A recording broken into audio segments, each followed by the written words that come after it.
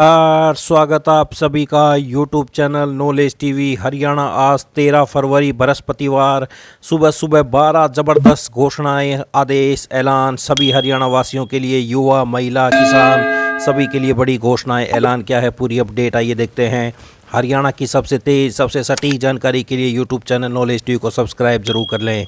तो चलिए देखते हैं हरियाणा से आज सुबह 12 बड़ी खबरें, घोषणा, ऐलान। पहली बड़ी घोषणा, प्रदेश में एक महीने के भीतर करीब 23,000 परिवारों के नाम बीपीएल लिस्ट से कट गए हैं, जिसके बाद इन्हें गरीबी रेखा से बाहर निकाल दिया गया है। प्रदेश के नागरिक संसाधन सूचना विभाग कैडर ने ये आंकड़े जारी किए हैं। प्रदेश में 1,80,000 तक की सालाना कमाई वाले परिवारों को बीपीएल परिवार माना जाता है। इस लिहाज से जिन परिवारों के नाम काटे गए उनकी इनकम इससे ज़्यादा हो गई है। इस वजह से इन्होंने बीपीएल परिवारों को केंद्र सरकार की तरफ से मिलने वाला मुफ्त राशन देना बंद कर दिया है। प्रदेश में अब भी 51.78 लाख परिवार गरीबी रेखा से नीचे और केंद्र की योजना के तहत राशन ले रहे हैं। हिसार में सबसे ज़्यादा 10,014 परिवार गरीबी रेखा से यानी बीपीएल से बाहर हुए हैं। तो हिसार में सबसे ज़्यादा, वहीं करनाल, कुरुक्षेत्र, पानीपत में गरीबी बढ़ गई है। यहाँ पर बीपीएल श्रेणी में जोड़े गए हैं। करनाल में 573 जोड़े गए हैं, कुरुक्षेत्र में 1251 और पानीपत में 808 नए परिवार बीपीएल श्रेणी में आ गए हैं। तो ये बड़ी अपडेट, एक महीने के अंदर करीब 23,000 परिवारों के नाम बीपीएल सूची से बाहर हो गए हैं। आइए दूसरी बड़ी घोषणा देखते हैं। राज्य में 1 लाख गरीबों को प्लाट या आवास देने के लिए राज्य सरकार की ओर से योजना संचालित की जा रही है। दूसरी तरफ ग्रामीण विकास मंत्रालय की ओर से हरियाणा में 69,325 घरों का लक्ष्य तय किया गया है। प्रधानमंत्री ग्रामीण आवास योजना 2 में आवास दिए जाएंगे। हालांकि केंद्र की स्कीम का मानक 1,20,000 रुपये तक के बीपीएल परिवार शामिल होंगे। राज्य में 2016-17 से 21-22 तक 29,401 आवासों का टारगेट रखा गया था। 29,393 स्वीकृत हुए। 28,789 आवास का काम पूरा हो चुका है। 604 आवास पूरे नहीं हुए हैं। चालू वित्त वर्ष में केंद्र ने 69,325 आवास का लक्ष्य रखा है। इनकी मंजूरी के लिए 31 मार्च का समय दिया है। मंत्रालय के निर्देशों के अनुसार लाभार्थियों की पहचान करने के लिए राज्य सरकार ने सर्वे के लिए आवास पोर्टल पर डाटा अपलोड करना शुरू कर दिया है। तो गांव में 69,325 गरीब परिवारों को मिलेगा आवास। केंद्र ने दी मंजूरी। केंद्र के निर्देश पर राज्य सरकार ने किया सर्वे शुरू।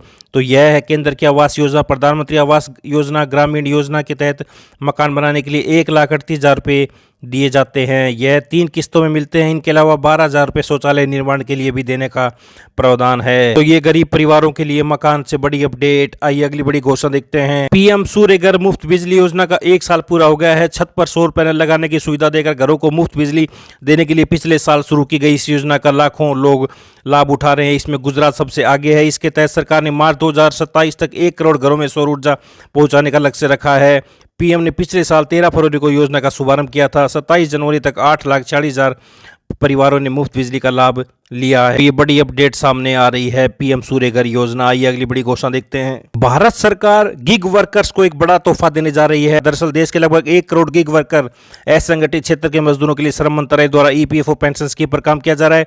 अब बिना नौकरी, बिना वेतन या रोजाना सैलरी के केवल काम या ट्रांजैक्शन के आधार पर भुगतान पाने वाले डिलीवरी बॉय, कोरियर बॉय समेत देश के लगभग 1 करोड़ गिग वर्कर को पेंशन का फायदा मिलेगा। इसके लिए उन्हें ई श्रम पोर्टल पर जाकर अपना रजिस्ट्रेशन कराना होगा। वास्तव में इन गिग वर्कर को पेंशन की यह सुविधा उनके ट्रांजैक्शन के साथ लिंक होगी।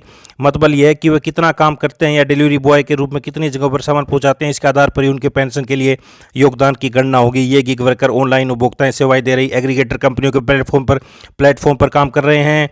तो इन वर्कर्स के लिए अभी तक कोई सामाजिक सुरक्षा का कोई कवच उपलब्ध नहीं था, लेकिन अब इन गिग वर्कर को पेंशन देने के लिए एग्रीगेटर कंपनियों से मिनिमम कंट्रीब्यूशन लिया जाएगा। तो गिग वर्कर के लिए बड़ी खुशखबरी। जोमेटो, स्विगी, इन सभी से कोरियर काम करने वाले इन गिग वर्कर के लिए बड़ा फैसला। आइए अगली बड़ी घोषणा देखते हैं। तो प्रदेश के तमाम शिक्षक संगठनों की तबादलों से पहले नीति पर सुझाव को लेकर अधिकारियों के साथ बैठक हुई। तो बैठक में क्या निकला, तो अब सभी शिक्षक संगठनों द्वारा दिए गए सुझावों के आधार पर पॉलिसी में आवश्यक बदलाव, नया ड्राफ्ट तैयार किया जाएगा। तबादला नीति की ब्लॉक चॉइस का विरोध दर्ज कराया गया और जोन चॉइस आधार पर ही ट्रांसफर ड्राइव चलाने का सुझाव दिया। कक्षा 6 से 8 है 9 से 12 का अलग अलग रैशनलाइजेशन करने का सुझाव दिया। ट्रांसफर ड्राइव की रैशनलाइजेशन प्रक्रिया में सृजित हुए पदों को किसी भी सूरत में कैप्ट न करने के बारे में कहा गया है। जोन चॉइस की प्रमुखता बरकरार रखते हुए चलाया जाए ड्राइव, ये मांग है शिक्षकों की। पदों को न किया जाए कैप्ट। तो तबादले की मुहिम चलाने पर मंथन, मार्च के पहले सप्ताह में प्रक्रिया पूरी होगी, अप्रैल मई में किए जाएंगे 1 लाख शिक्षकों के ऑनलाइन ट्रांसफर। तो ये बड़ी अपडेट सामने आ रही है। आइए अगली बड़ी घोषणा देखते हैं। पूर्व मुख्यमंत्री भूपेंद्र सिंह हुड्डा ने कहा है कि बुजुर्गों और दिव्यांगजनों को उनके गांव में ही पेंशन मिलनी चाहिए। खासतौर पर यह सुविधा उन गांव के लिए बेहद आवश्यक है जहां बैंक नहीं है। इसके चलते पेंशन लेने के लिए लोगों को दूसरे गांव या शहर में जाना पड़ता है। तो ये बड़ा बयान भूपेंद्र हुड्डा, गांव में बुजुर्गों दिव्यांगजनों को पेंशन दी जाए, ज्यादा दूर नहीं जाना पड़े उनको पेंशन लेने के लिए। आइए अगली बड़ी घोषणा देखते हैं। हरियाणा कौशल रोजगार निगम के तहत कर्मचारियों को नियुक्ति देना अस्थायी व्यवस्था और इसे समाप्त किया जा सकता है। HKRN के तहत अधिकतर संविदा नियुक्ति गैर स्वीकृत पदों पर और स्वीकृत पदों पर केवल अस्थायी व्यवस्था के रूप में की जा रही है और सभी उम्मीदवारों को नियुक्ति पत्र जारी करते समय विशिष्ट नियम और शर्तों का उल्लेख किया जा रहा है। उन्हें बताया जा रहा है कि नियमित कर्मचारी के शामिल होने की स्थिति में विभागाध्यक्ष की सिफारिश पर संबंधित की सेवा समाप्त की जा सकती है। तो HKRN के कर्मियों को नियमितीकरण का दावा करने का कानूनी अधिकार नहीं। तो ये बड़ी अपडेट सामने आ रही है। आइए अगली बड़ी घोषणा देखते हैं। निकाय चुनाव के बाद 7 मार्च से हरियाणा विधानसभा का बजट सत्र हो रहा है। सत्र की शुरुआत राज्यपाल के अभिभाषण से होगी। इस बारे में अधिसूचना जारी कर दी गई। 7 मार्च को शुक्रवार है। ऐसे में 10 या 11 मार्च को हरियाणा सरकार बजट पेश कर सकती है। तो बजट में अब की बार बुढ़ापा पेंशन 3500 रुपये हो सकती है और लाडो लक्ष्मी योजना शुरू की जा सकती है। तो बड़ी घोषणा है। लाडो लक्ष्मी योजना के 2100 रुपये का प्रावधान उसके बाद ही लागू होगा। तो ये बड़ी अपडेट, खुशखबरी जल्दी मिल सकती है। 10 या 11 को बजट पेश होगा। आइए अगली बड़ी घोषणा देखते हैं। CBSE 10वीं 12वीं की परीक्षाएं 15 फरवरी से होंगी। परीक्षाएं सुबह 10 बजे से 1:30 तक होंगी। तो ये बड़ी अपडेट सभी युवाओं के लिए। आइए अगली बड़ी घोषणा देखते हैं। नया शैक्षणिक सत्र शुरू होने से पहले सरकारी व निजी स्कूलों को उनके संस्थान में मिल रही सुविधाओं में फीस की जानकारी पोर्टल पर देनी होगी। इसके लिए शिक्षा निदेशालय ने आदेश दिए हैं। निजी स्कूल ये जानकारी पोर्टल पर अपडेट नहीं कर रहे हैं। तो ये बड़ी अपडेट सामने आ रही है। जानकारी नहीं देने वाले स्कूलों पर सख्त कार्रवाई होगी। तो ये आप देख सकते हैं, स्कूलों को फीस व सुविधाओं की जानकारी पोर्टल पर करनी अपडेट। तो ये बड़ी अपडेट सामने आ रही है।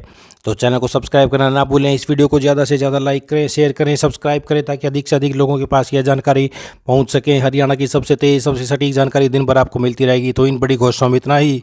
मिलते हैं अगली बड़ी घोषणाओं के साथ। तब तक के लिए बहुत बहुत धन्यवाद।